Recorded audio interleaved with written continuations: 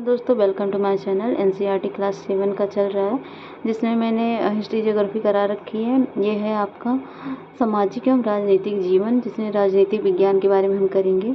तो 6 lesson complete हो चुका है। न्यू एडिशन का एनसीईआरटी है, इसको हम कर रहे हैं।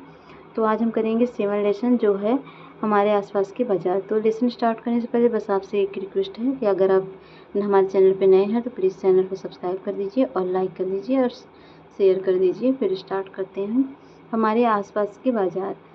तो हमारे बाज़ार, इसको आप बस एक स्टोरी की तरह सुनिएगा, क्योंकि एनसीईआरटी आप 8 तक तो बिल्कुल स्टोरी तक सुनिए। हम बाज़ार जाते हैं और बाज़ार से बहुत सी चीज़ें खरीदते हैं, है ना। जैसे सब्जियां, साबुन, दंत मंजन, मसाले, बिस्किट वगैरह जो भी खरीदते हैं। हम जो खरीदते हैं, यदि उन सब की सूची बनाएं तो वो काफ़ी लंबी होगी। बाज़ार भी कई प्रकार के होते हैं, जहाँ हम अपनी रोज़मर्रा की ज़रूरतें के लिए खरीदते हैं। हमारे पड़ोस की गुमटी, साप्ताहिक हाट, बड़े बड़े शॉपिंग कॉम्प्लेक्स और शॉपिंग मॉल आदि हैं। इस अध्याय में बाजार के इन्हीं प्रकारों को समझने की कोशिश करेंगे। ठीक है, यहाँ पर देख सकते हैं चित्र में, ये देख लीजिए। ठीक है, ये लिस्ट बनी हुई है। साप्ताहिक बाजार क्या होता है? तो साप्ताहिक बाजार इसलिए है क्योंकि यह सप्ताह के किसी निश्चित दिन लगता है।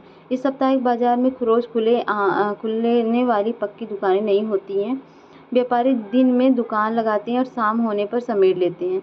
अगले दिन वे अपनी दुकानें किसी और जगह पर लगाते हैं। देश भर में ऐसे हजारों बाजार लगते हैं और लोग इनमें अपनी रोज़मर्रा की ज़रूरतों की चीज़ें खरीदने लगते हैं। साप्ताहिक बाज़ारों में की जगह में साप्ताहिक बाज़ारों में बहुत सी चीज़ें सस्ते दामों पर मिल जाती हैं। ऐसा इसलिए कि जो पक्की दुकानें होती हैं, उन्हें अपनी दुकान के कई तरह के खर्चे जोड़ने होते हैं। उन्हें दुकान का किराया, बिजली का बिल, सरकारी शुल्क आदि देना पड़ता है। इन दुकानों पर काम करने वाले कर्मचारियों की तनख्वाह भी इन्हीं खर्चों में जोड़नी होती है। साप्ताहिक बाजार में बेची जाने वाली चीज़ों को दुकानदार अपने घरों में ही जमा करके रखते हैं। इन दुकानदारों के घर के लोग अक्सर उनकी सहायता करते हैं, जिसमें इन्हें अलग से कर्मचारी नहीं रखने पड़ते। साप्ताहिक बाजार में एक ही तरह के सामानों के लिए कई दुकानें होती हैं, जिसमें उनमें आपस में प्रतियोगिता भी होती है। यदि एक दुकानदार किसी वस्तु के लिए अधिक कीमत मांगता है, तो लोगों के पास यह विकल्प होता है कि वे अगली दुकान पर वही सामान देख लें, जहां संभव है कि वही वस्तु का कीमत में मिल जाए। ऐसी स्थितियों में खरीदारों के पास ये अवसर भी होता है कि वो तोल मोल करके भाव कम करवा सकें। सामाजिक साप्ताहिक बाज़ारों का एक फ़ायदा ये भी होता है कि ज़रूरत का सभी सामान एक ही जगह पर मिल जाता है। सब्जियां, कपड़े, किराना सामान लेकर बर्तन, सभी चीज़ें उपलब्ध हो जाती हैं। तो साप्ताहिक बाजार एक छोटी सी व्यापारी है, वह शहर के बड़े व्यवसायियों से कपड़े खरीदता है और सप्ताह में 6 दिन अलग अलग शहरों के साप्ताहिक बाजारों में कपड़ों को बेचता है। समीर और दूसरा व्यापारी इकट्ठे जाते हैं और किराए के लिए मिनी वैन ले जाते हैं। तो यहाँ पर आप देख सकते हैं, ये समीर रेडीमेड वस्त्रों का एक व्यापारी, इसके बारे में बताया गया। मोहल्ले की दुकानें अगर देखें तो हमने देखा कि साप्ताहिक बाजार हमें कई तरह का सामान उपलब्ध करवाते हैं। बहरहाल हम अन्य तरह के बाज़ारों में भी सामान खरीदते हैं। सुजाता और कविता एक दिन अपने मोहल्ले की दुकान से किराने का कुछ सामान खरीदने पहुंची। ये दुकान पर अक्सर खरीदारी के लिए आती हैं। आज वहां भीड़ थी। दुकान मालकिन 2 सहायक की मदद से दुकान का काम संभाल रही थी।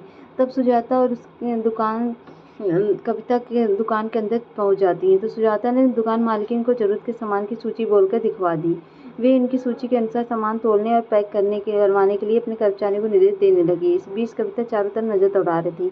बाएं हाथ की सबसे ऊपरी शेल्फ पर अलग अलग ब्रांड की साबुन की टिकियां रखी है। दूसरी शेल्फों पर दंत मंजन, टिल्कम पाउडर, शैम्पू आदि, बाल के आदि तेल वगैरह सब रखे गए थे। अलग अलग ब्रांड के अलग अलग सामान। तो सारा सामान तोलने और बांधने में करीब 20 मिनट लग गए। सुजाता ने अपनी नोटबुक सामने रख दी और दुकान का मालिक ने नोटबुक में 3000 की संख्या ऐड कर दी, मतलब लिस्ट बना दी। ऐसी बहुत सी दुकानें हमारे मोहल्ले में होती हैं जो हमें कई तरह की सेवाएं और सामान उपलब्ध करवाती हैं।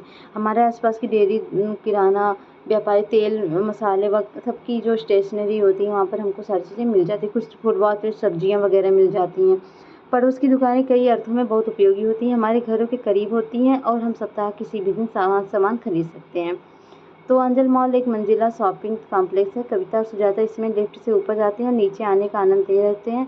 यह कांच की बनी लगती है और इसमें बाहर का नज़ारा देखती हैं, ऊपर नीचे जा रही हैं।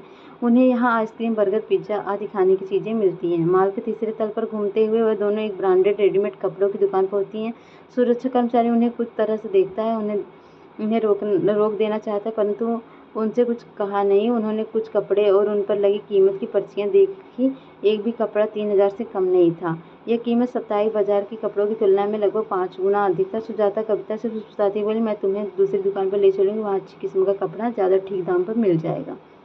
तो सामान पर भुगतान में भी करने की सुविधा होती है, जैसे कि सुजाता के उदाहरण हमने देखे हैं। आपने ध्यान दिया होगा कि हमारे पड़ोस में भी कई तरह के दुकानदार होते हैं, जो तो पक्की दुकानें वाले होते हैं और कुछ सड़क किनारे दुकानें सजाकर सामान बेचते हैं। शॉपिंग कॉम्प्लेक्स, मॉल और मॉल। तो इस प्रकार अभी हमने 2 प्रकार के बाज़ार देखे। पहला साप्ताहिक बाज़ार, दूसरा पड़ोस की दुकानों का बाज़ार।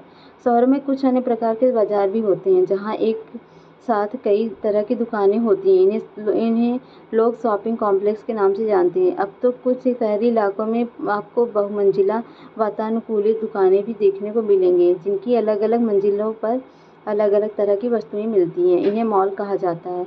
इन शहरी दुकानों में आपको बड़ी-बड़ी कंपनियों का ब्रांडेड सामान भी मिलता है और कुछ सामान ब्रांड का सामान भी मिलता है। विज्ञापन वाले अध्याय में आपने पढ़ा था कि ब्रांडेड सामान जिन्हें कंपनियां बड़े-बड़े विज्ञापन देकर और क्वालिटी के दावे करके बेचती हैं, महंगा होता है। कंपनियां अपने ब्रांडेड उत्पादों को बड़े शहरी बाजारों और उनके विशेष शोरूमों में बेचने के लिए रखती हैं। बिना ब्रांड के उत्पादों की तुलना में इस ब्रांडेड सामान की कीमत का बोझ केवल कुछ ही लोग उठा पाते हैं।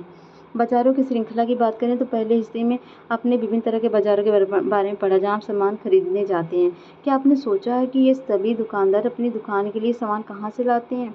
तो सामानों का उत्पादन कारखानों, खेतों और घरों से होता है, लेकिन हम कारखाना, खेतों से सीधे सामान नहीं खरीदते हैं। चीज़ों का उत्पादन करने वाले भी हम कई मात्रा में, जैसे कि 1 किलो सब्जी या एक प्लास्टिक कप आदि बेचने में रुचि नहीं रखते हैं। वे लोग जो वस्तुओं के उत्पादन और वस्तु के उपभोक्ता के बीच में होते हैं, उन्हें व्यापारी कहा जाता है। पहले थोक व्यापारी बड़ी संख्या में सामान खरीद लेते हैं। जैसे सब्जियों का थोक व्यापारी कुछ किलो सब्जी नहीं खरीदता, बल्कि वह बड़ी मात्रा में 25 से 100 किलो सब्जी खरीदता है। उन्हें वह दूसरे व्यापारियों को बेचता है। वहाँ खरीदने और बेचने वाले दोनों व्यापारियों होते हैं।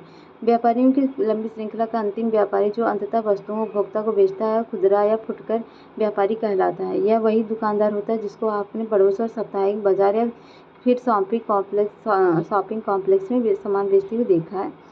तो देख सकते हैं, आफताब शहर में सब्जियों का थोक व्यापारी है। यहाँ पर आप देख सकते हैं कहानी। तो व्यापारी अपने से भी बड़े थोक व्यापारी स्वयं सामान खरीदते हों और शहर का बड़ा थोक व्यापारी प्लास्टिक का सामान कारखाने से खरीदता है और उन्हें बड़े गोदामों में रखता है। इस तरह से बाजार की श्रृंखला बनती है। जब हम एक सामान खरीदते हैं और दूसरा ध्यान नहीं देते हैं कि वह सामान किस किस तरह से सफ़र करते हुए हम तक पहुँचता है। हर जगह बाजार, हमने देखा कि अलग-अलग जगहों पर कई तरह के बाजार हैं, जहाँ तरह-तरह की वस्तुएं खरीदी बेची जाती हैं। बाजार अपनी-अपनी जगहों और समय पर तरह-तरह के काम करता है। कई बार तो यह आवश्यक नहीं होता है कि आप सामान खरीदने के लिए बाजार जाएं। अब तो तरह-तरह के सामान के लिए फ़ोन या इंटरनेट भी ऑर्डर कर दिए जाते हैं। सामान आपके घर पे पहुंच जाता है। तो देख सकते हैं, आपने देखा होगा नर्सिंग होम और डॉक्टर की क्लिनिक में भी कुछ कंपनियां प्रतिनिधित्व सामान बेचने का कार्य करती हैं। और इस तरह से हम देखते हैं कि बेचना खरीदना कई तरीक़ों से चलता है। ये ज़रूरी नहीं कि हम केवल बाज़ार की दुकानों से सामान खरीदते हैं। ये तो बाज़ार के रूप में हमें सीधे तौर से दिखाई देते हैं। ऐसा भी कुछ बाज़ार होता है जिनके बारे में हमारी जानकारी कम ही होती है, क्योंकि यहाँ बिकने और ख़रीदा जाने वाले हम सीधे प्रयोग नहीं करते। जैसे एक किसान अपनी फसल की पैदावार बढ़ाने के लिए कुछ खाद और उर्वरक का इस्तेमाल करता है। ये उर्वरक वह शहर की कुछ दुकान से खरीदता है, जहाँ खाद के कारखाने से माल मंगाया जाता है। इस तरह के कारखाने द्वारा इंजन, गियर, पेट्रोल टंकियाँ, एक्सेल, पहिए आदि अलग-अलग कारखाने से खरीदे जाते हैं, परंतु इन सबसे बेखबर हम कार के शोरूम में अंतिम उत्पाद कार को ही देखते हैं। सभी चीज़ों के बनाने और बेचने की ऐसी ही कहानियाँ होती हैं। बाजार और समानता की बात करें तो इस अध्याय में हमने आसपास के कुछ बाज़ारों पर नज़र डाली और हमने साप्ताहिक बाज़ार से लेकर शॉपिंग कॉम्प्लेक्स तक की दुकानों और दुकानदारों को देखा। इन दोनों दुकानदारों में बड़ा अंतर यह है कि छोटी पूंजी की व्यवसाय करने वाले दुकानदार, जबकि दूसरी अपनी दुकान के लिए बड़ी पूंजी खर्च कर सकता है। इनकी आमदनी भी देखिए, एक मॉल का चित्र है। यहाँ पर देख सकते हैं अलग अलग होती हैं। साप्ताहिक बाजार का छोटा दुकान शॉपिंग कॉम्प्लेक्स के व्यापारी की तुलना में बहुत कम लाभ कमा पाता है। इसी तरह खरीदारों का भी अलग अलग स्थितियाँ हैं। ऐसा बहुत से लोग हैं जो सबसे सस्ता मिलने वाला सामान भी खरीद पाने की स्थिति में नहीं है, जबकि दूसरी ओर लोग मॉलों में महंगी खरीदारी करने में व्यस्त रहते हैं। इस तरह कुछ हद तक अन्य कारणों के अलावा हमारी आर्थिक स्थिति ही यह तय करती है कि हम किन बाज़ारों में खरीदार दुकानदार हो सकते हैं। हमने सामान के उत्पादन से लेकर अब हम तक पहुँचने से बनने वाली बाज़ारों की श्रृंखला को समझा। इस श्रृंखला से ही हम होता है कि एक जगह उत्पादित होने वाला सामान लोगों के लिए हर जगह उपलब्ध हो जाए। वस्तुओं के बिकने से वस्तुओं का उत्पादन सीधे जुड़ा है। बनी हुई चीज़ों के बिकने से ही लोगों को रोज़गार मिलता है और उत्पादन भी बढ़ाया जाता है, परंतु क्या इसमें श्रृंखला के प्रत्येक स्तर पर लाभ के समान अवसर मिलते हैं? आगे एक कमीज की कहानी अध्याय में आप इस सवाल को समझने का प्रयास करेंगे। तो अभ्यास में करेंगे एक फेरी वाला किसी दुकानदार से कैसे भिन्न है, ये आप बताएंगे। इसमें जो क्वेश्चन है आपको करना ठीक लगे तो आप उसको करिए, और करना ज़रूरी भी है अगर आप मेंस देना चाहते हैं या अच्छे से प्रिपेयर होना चाहते हैं। तो इसका आंसर आप कमेंट बॉक्स में दीजिएगा या फिर हमारे टेलीग्राम के लिंक में। तो यहाँ पर शब्दार्थ दिए हैं जिसको आप आई होप जानते ही होंगे। तो अगर नहीं जानते तो पढ़ लीजिए। मिलते हैं नेक्स्ट वीडियो में, तब तक के लिए बाय बाय। और जाने से पहले हमारे चैनल को सब्सक्राइब या लाइक कर शेयर सब्सक्राइब करके जरूर जाइए। बाय बाय, आपका दिन शुभ हो।